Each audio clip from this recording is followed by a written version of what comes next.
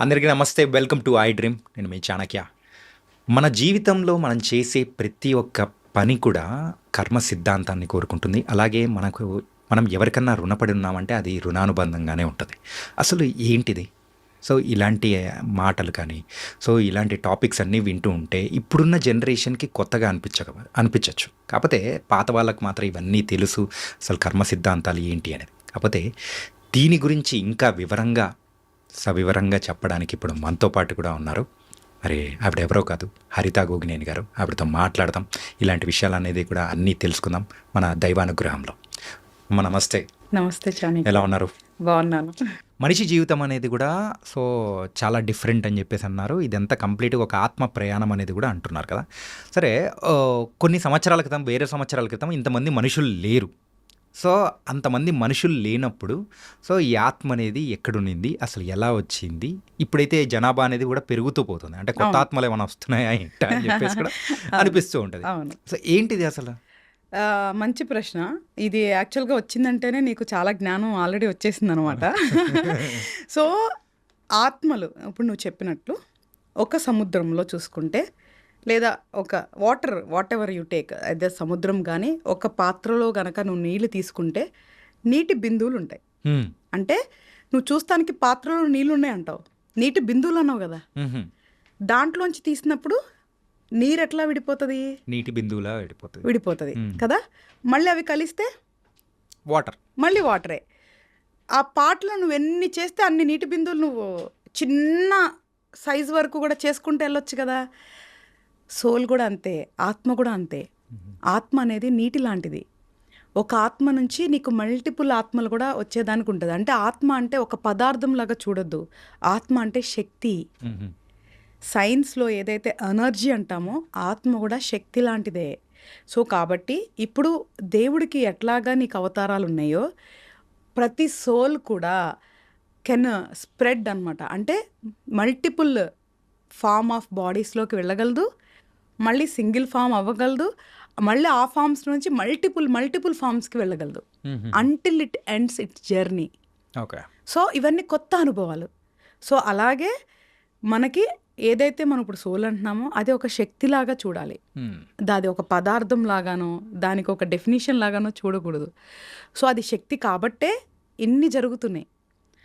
అది ఏదైతే ఇలా మల్టిపుల్ ఫామ్స్ అవుతున్నాయి కదా ఇప్పుడు, అంటే కొత్త ఎక్స్పీరియన్సెస్ చేయాలనుకుంటుంది ఆత్మ, కొత్త ప్రయాణాలు చేయాలనుకుంటుంది. కాబట్టి ఒకే దాంట్లోంచి ఒక 10 విడిపోయి ఉండొచ్చు, ఇప్పుడు దాని తర్వాత 100 విడిపోయి ఉండొచ్చు. అవి మళ్ళీ నెక్స్ట్ ప్రయాణం Multiple చేస్తూనే లాగా. ఉంటాయి, మల్టిపుల్ లాగా. మ్మ్. సో సేమ్ అంతే, ఒక దైవం ఎట్లాగైతే డిఫరెంట్ అవతారాలలో పాసిబిలిటీ ఎట్లా అయిందో ఆత్మకు కూడా అలాగే అవుతుంది. ఓకే. అలాగే ప్రజెంట్ ఇప్పుడున్న జనరేషన్స్లో ఒక మ్యారేజ్ అనేది చేసుకున్న తర్వాత కలిసి ఉంటారా లేదా అనేది ఇట్స్ దేర్ డిపెండెన్స్. అది కూడా ఏంటంటే విడిపోయారంటే కర్మరా బాబు అన్నట్టు కూడా మనం రిలేషన్షిప్లో మాట్లాడుకున్నట్టు, అవును. అలాగే ఈ డైవర్సెస్ కానీ, సో డైవర్స్ తీసుకున్న తర్వాత కానీ మాట్లాడే మాటలు, కర్మ గురించి మాట్లాడే మాటలు మాట్లాడుతుంటారు. మరి దాన్ని ఎలా చూడొచ్చు అంటారు?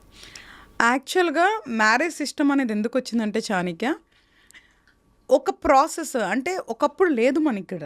Hmm. నువ్వు మేబీ చాలా సంవత్సరాల కింద చూసుకుంటే ప్రేమ ఉండొచ్చు, ఒకరితో ఒకళ్ళు ఉండొచ్చు, అదంతా మారుకుంటూ మనోళ్ళు కూడా ఒక సిస్టమ్ చేసుకుంటా భార్య భర్త బిడ్డ ఇట్లాంటివన్నీ కూడా ఒక రకంగా ఫామ్ అవుతూ వచ్చిందనమాట సొసైటీ అనేది. అవును.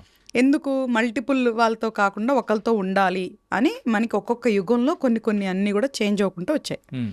సో రాముడి యుగంలో అది చెప్పటానికే ఒకటే భార్య అనేది చాలా స్పెసిఫిక్గా చెప్పారనమాట. అంటే మ్యారేజ్ యొక్క వాల్యూ, అందుకే అంత అద్భుతంగా వాళ్ళ కళ్యాణం కానీ, ఆ విడిపోయినప్పుడు కూడా వాళ్ళ సిన్సియారిటీ కానీ, వాళ్ళు వెయిట్ చేయటం కానీ, మళ్ళీ కలవటం కానీ, విడిపోవటం కానీ, అలాగే ఉండిపోవటం కానీ. అంటే ఒకటే భార్య, అంటే బ్రాహ్ముడు అంటే ఒకటే మాట ఒకటే బాట, లైక్ ఒకటే మన బాణం భార్య అనేది ఎందుకు చెప్తున్నారంటే, ఒక మ్యారేజ్ ఒకరితో ఉంటే అది పద్ధతిగా ఉంటుంది, ఇవన్నీ కూడా క్లమ్జీనెస్ లేకుండా ఒక సిస్టమ్ ఫామ్ చేయాలి అని చెప్పి ఈవెన్ అక్కడ కూడా నేర్చుకుంటూ అన్నీ మార్చుకుంటూ వచ్చారు. మ్మ్. ఇప్పుడున్న సొసైటీలో మ్యారేజ్ అనేది ఎట్లాగంటే ఒక మ్యాండేటరీ టూల్ లాగా, అంటే ఈ వయసుకి పెళ్ళవకపోతే అబ్బా నలుగురు నవ్వుతారని కానీ ఇట్లాంటి వాటిలో ఎక్కువైపోతుంది. మ్మ్. మ్యారేజ్ సిస్టమ్ అనేది అర్థం చేసుకోవాలి. మనకి ఒకళ్ళు తోడు అవసరం అనుకున్నప్పుడు, ఎయిదర్ ఫిజికల్గా ఆర్ మెంటల్గా, మనకి వంశం అంటే ఖాళీగా అప్పుడు ఆడ వంశం వృద్ధి చేసుకోవడం, ఎవరి వంశం ఎందుకు వృద్ధి చేసుకున్నాం, ఇవన్నీ మారాలి మన దగ్గర. సో ఎట్లా ఉంది అంటే ఇప్పుడు ఇది నా వంశం, నా నుంచి పుట్టే వాళ్ళకి ఆ వంశం. అసలు నువ్వే ఇక్కడ ఉండవు, నీ నుంచి పుట్టి మళ్ళీ పుట్టి వాళ్ళు ఏం చేయాలి, నువ్వేం చేస్తావు? ఇప్పుడు బేసికల్గా మనం పుట్టింది ఎందుకు? ఒక రుణానుబంధంతో పుట్టాం. మనకు పుట్టే వాళ్ళకి మళ్ళీ మనం రుణానుబంధం పే చేయడానికి మళ్ళీ కంటున్నాం. ఇదంతా ఒక పెయిన్ఫుల్ ప్రాసెస్ అని ఎప్పుడు అర్థం చేసుకుంటారో అప్పుడే మనుషుల్లో గొప్ప మార్పులు జరుగుతాయి. వేరేలాగా ఉంటుంది. ఎందుకంటే ఒకప్పుడు మన భరత భూమి అద్భుతమైన భూమి, చాలా అద్భుతమైన, చాలా పవిత్రమైన, చాలా విలువైన భూమి. దాన్ని మోడ్రన్గా రకరకాలుగా దాన్ని ఏమంటారు పాడు చేసుకుంటూ వచ్చేసాం. మళ్ళీ అలా అయితే బాగుంటుంది అనేది నా ఫీలింగ్. అది ఎప్పుడు అవుతుంది అంటే మనుషులు అసలు మనం ఎందుకు పుట్టాం, ఈ కర్మ ఏంటి, ఈ సోల్ ఏంటి, ఈ బంధాలేంటి అర్థం చేసుకున్నప్పుడు ఈ అహము, నేను అన్న అహము, అహంకారాలు, ఈ ఈర్ష ద్వేషాల నుంచి బయటకు వచ్చినప్పుడే అర్థమవుతుంది. సో మ్యారేజ్ అనేది ఒక నీడ్. ఈ నాకొక తోడు కావాలి, మానసికంగా కానీ శారీరకంగా కానీ. దాని తర్వాత నీ నుంచి ఒకళ్ళు నువ్వు కావాలనుకుంటావు, అది నీ ప్రేమ చిహ్నం అనుకుంటావు, లేదా నీ వంశం గుర్తు అనుకుంటావు, ఇంకోటి అనుకుంటావు, వాట్ ఎవర్ నీ ఇష్టం, అది నీ ఆలోచనలు. నువ్వు పెళ్లి చేసుకుంటే తృప్తిగా ఉంటుంది అంటే చేసుకో, సొసైటీ కోసం చేసుకోకు. వయసు అయిపోయిందని చేసుకో, మాకు పక్కింటి వాళ్ళకైందనో నీ రిలేటివ్స్లో వేరే వాళ్ళకైందనో చేసుకోవద్దు. పేరెంట్స్ స్ట్రెస్ తీసుకుంటారు, పిల్లలు స్ట్రెస్ తీసుకుంటారు. దానివల్ల నీకు క్వాలిటీ లైఫ్ కానీ క్వాలిటీ మ్యాచ్ కానీ ఎలా దొరికిద్ది? ఆ టైంలో నువ్వు చాలాసార్లు నేనంటావు గంతకు తొక్క బొంత అని. ఆ టైంలో ఎవరు దొరికితే ఆడన్నట్టు ఉంటారు. No, that is not correct. Perfect match అనుకుంటే తప్ప నువ్వు పెళ్లి చేసుకోకు. అంటే మానసికంగా శారీరకంగా నిన్ను సంతోష పెట్టగలుగుతావు, నువ్వు సంతోషంగా ఉండగలుగుతావు అంటే చేసుకో, లేదంటే చేసుకోకు. సరే చేసుకున్నావు, ఇప్పుడేంటి మర్చిపోయాను, పెళ్లి చేసుకునేటప్పుడు ఏం చేస్తారు తెలుసా? ఎక్కడ ఎవరు అయ్యేవాళ్ళు ఉంటే వాళ్ళ దగ్గరికి వెళ్ళిపోయి జాతకాలు ఇచ్చేసి మ్యాచ్ అయిందా లేదా అంటావు. నువ్వు అదే జాతకం 10 మంది దగ్గర తీసుకెళ్ళు, 10 రకాలుగా చెప్తారు. ఆహా అద్భుతం అంటారు, అరే వరస్ట్ మొత్తం ఆ అమ్మాయి వచ్చాక మిమ్మల్ని విడదెత్తది అంటారు, ఇంకోటి అంటారు. ఇలా సబ్జెక్ట్ రాని వాళ్ళ దగ్గరికి వెళ్ళి చూపిస్తారు. ఫస్ట్ ఆఫ్ ఆల్ అది కరెక్ట్ కాదు. మ్యారేజ్ చూసుకునేది ఎందుకు అంటే ఏమైనా గ్రహదోషాలు ఉన్నాయా, పెళ్ళి అనేది వాళ్ళ కర్మానుసారంగా ఉండి విడిపోతారా లేదా అనేది చూసుకోవాలి. అది అసలు ఎవరు చూడరు, మన దగ్గర అవే చూస్తాం. ఒక జాతకం వచ్చినప్పుడు వాళ్ళ దాంట్లో మ్యారేజ్ రిలేటెడ్ కర్మ ఉందా, పెళ్లి చేసుకున్నాక వాళ్ళకి విడిపోయేది కానీ తప్పుడు పనులు చేసేది ఉందా లేదా అనేది మాత్రమే చూస్తాం మనం. అవి లేనప్పుడు ఈ స్కోర్లు, ఈ పాస్ మార్కులు ఇవేం అవసరం లేదు అసలుకి. మ్యారేజ్ రిలేటెడ్ బ్యాడ్ కర్మ లేదు అంటే వాళ్ళు మ్యారేజ్ నిలబడిద్ది, వెరీ సింపుల్. సో కాబట్టి అవి చూసుకోవాలి. సరే పెళ్లి చేసుకున్నాం, కంపాటబిలిటీ ఇష్యూస్ వస్తాయి. ఎందుకు వస్తాయి? నీ కన్న తల్లిదండ్రులతో కూడా నీకు ఆర్గ్యుమెంట్స్ అయ్యే రోజులు ఉంటాయి, నీతో పాటు పెరిగిన అక్క తమ్ములతో ఆర్గ్యుమెంట్ అయ్యే రోజులు ఉంటాయి, నీ స్నేహితులతో నువ్వు గొడవ పడే రోజులు ఉంటాయి. ఇవన్నీ ఉన్నప్పుడు ఒక 20-30 సంవత్సరాలు వేరు ఇష్టాలతో వేరు కుటుంబాల్లో వేరు పద్ధతుల్లో పెరిగిన వాళ్ళ మధ్య మాత్రం వెంటనే ప్రేమలు ఎట్లా వస్తాయి? ప్రాక్టికల్గా టైం పడుతుంది. సో మనము టైం తీసుకోవాలి, అవతల వ్యక్తికి టైం ఇవ్వాలి. సో మనమేంటి వాళ్ళకి తెలియజేయాలి, వాళ్ళేంటి మనకి తెలియజేయాలి. ఇక్కడ ఎలా ఉంటుందంటే నేను ఆయన కోసం అది మార్చుకున్నా, ఆ అమ్మాయి కోసం ఇది మార్చుకున్నా. మార్చుకోకు, నీ ఇష్టాలు నీ దగ్గరే పెట్టుకో, యాక్సెప్ట్ చేయి. ఆ అమ్మాయికి ఆ ఇష్టాలు ఉన్నాయి, యాక్సెప్ట్ చేయి. నీకు ఇష్టాలు ఉన్నాయి, వాళ్ళు యాక్సెప్ట్ చేయాలి. మన ఇష్టాలు మార్చుకొని అవసరంలా, అంగీకరించాలి. ఎవరికి నచ్చినట్లు వాళ్ళు బతకాలి, ఎప్పుడు ఒకళ్ళని ఇబ్బంది పెట్టనంత వరకు. ఓకే. సో మ్యూచువల్ అండర్స్టాండింగ్ ఉండాలి, కూర్చొని మాట్లాడుకోవాలి. మిస్అండర్స్టాండింగ్స్ అంటే మనస్పర్ధలు వస్తాయి, కానీ కూర్చొని మాట్లాడుకోవాలి. సరే ఎన్ని మాట్లాడుకున్నా కూడా నిలబడట్లా అంటే పార్ట్ ఆఫ్ కర్మ. సులువుగా విడిపోతున్నారా, చాలా బాధాకరంగా విడిపోతున్నారా, ఘోరంగా విడిపోతున్నారా అనేది కూడా ఉంటుంది. మళ్ళీ ఊరికే అవ్వో, నువ్వు చూస్తే కొన్ని చాలా సింపుల్గా విడిపోతారు, కొన్ని చాలా హార్ట్ బ్రేక్ అయి విడిపోతారు, కొన్ని మోసపూరితంగా చాలా దారుణంగా అయ్యి విడిపోతారు. కోర్టులో కేసులు వేస్తారు, రకరకాలుగా తిరుగుతారు. చూసావు ఎంత పెద్ద సబ్జెక్టు. ఏది నువ్వు జీవితాంతం బతకాలి అనుకొని నువ్వు ఎవరినైతే ఎంచుకున్నావో దాని తర్వాత ఆ ప్రయాణం ఎటెళ్తుంది. అందుకే ఆలోచించాలి, తొందరపడకూడదు పెళ్లి విషయంలో. చాలా జాగ్రత్తగా అన్నీ చూసుకొని పెళ్లి చేసుకోవాలి. చేసుకున్న తర్వాత 100% అది నిలబెట్టుకోవడానికి ప్రయత్నించాలి. చేసుకోకముందు ఏమన్నా చేయి, నీ ఇష్టం. చేసుకున్న తర్వాత మన పెళ్ళి అంటే ఏంటి అంటే కట్టుబాటు. అంటే నీతో నేను, నాతో నువ్వు, ఒకరికొకళ్ళం పవిత్రంగా ఉంటాము అని చేసుకునే వాగ్దానం.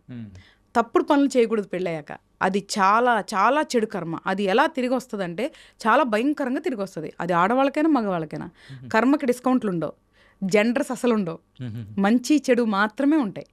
కాబట్టి పెళ్లి చేసుకున్న తర్వాత అమ్మాయికి కానీ అబ్బాయికి కానీ తెలియకుండా వేరే వాళ్ళతో చాటింగులు చేయటం, వేరే వాళ్ళతో మాట్లాడటం, వేరే వాళ్ళని చూడటం, తిరగటం తప్పే. 100% మన సిస్టమ్ ప్రకారం తప్పే.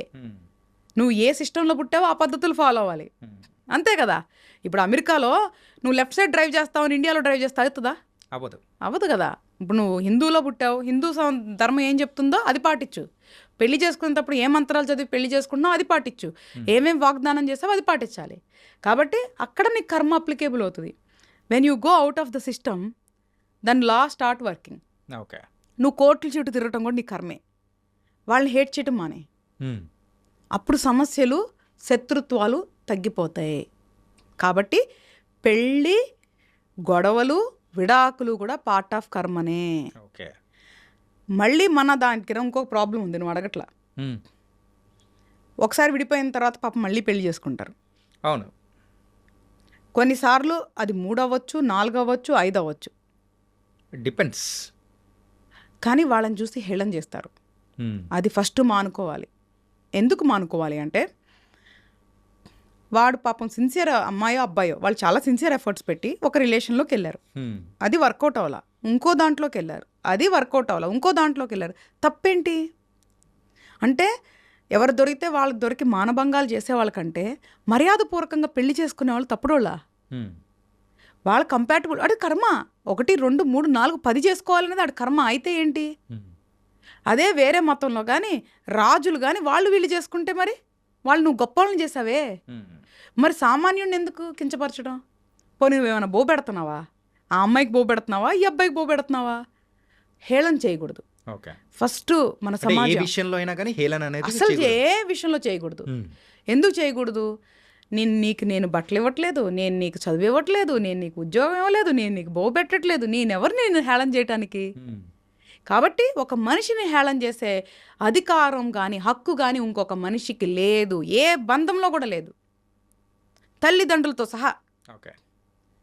ఆ అబ్బాయి నేను కనమనలేదు కదా, నీకే నువ్వు ఇష్టపడి కన్నావు, వాడిని ఎట్లాగా నువ్వు రూల్ చేయాలనుకుంటావు? అంటే తల్లిదండ్రులు అనేది ఒక బంధం, ఒక అద్భుతమైన బంధం. ఇచ్చిపుచ్చుకునేది ప్రేమ మాత్రమే, మిగతా అన్ని వాళ్ళు వీళ్ళు క్రియేట్ చేసుకునేది. కాబట్టి ఒక మనిషిని హేళన చేసే అధికారం ఎవరికీ లేదు. కాబట్టి సమాజం మారాలి. ఒకవేళ అలా మళ్ళీ పెళ్లి చేసుకొని విడిపోతారే పాపం అనుకోవాలి తప్ప వాళ్ళ గురించి అవహేళన చేస్తే తప్పు కదా. అంటే వాడి జీవితాంతం ఒకడే ఉండిపోవాలి, ఇల్లు ఉండి పెడతారా? లేదంటే ఇల్లు చూసుకుంటారా? తప్పే ఉంది. ఇప్పుడు అబ్బాయి బ్యాడ్గా వెళ్ళకుండా ఒక అమ్మాయిని పెళ్లి చేసుకున్నా అంటే కరెక్టే, ఒక అమ్మాయి ఒక అబ్బాయి పెళ్లి చేసుకున్నా అంటే మంచి పనే కదా. లేదంటే వాళ్ళు చాలా రకాలుగా వాళ్ళు నీడ్స్ తీర్చుకోవచ్చు, కానీ పెళ్లి చేసుకున్నారంటే మంచి పద్ధతే కదా. సో ఎవరి కర్మ, ఎవరి శిక్షలు, ఎవరి బహుమతులు వాళ్ళే. And for more videos, Please subscribe to iDream. Please subscribe to iDream. Please subscribe iDream. And please subscribe to iDream.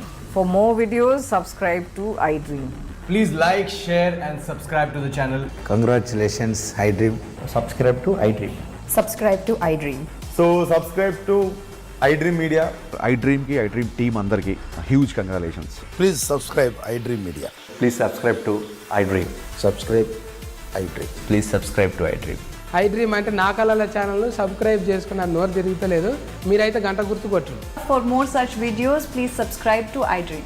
Subscribe to iDream. Please subscribe to iDream. Please subscribe iDream Media. Please do subscribe to iDream. Please subscribe to iDream Media. For best entertainment and information, please subscribe iDream. And don't forget to subscribe to iDream.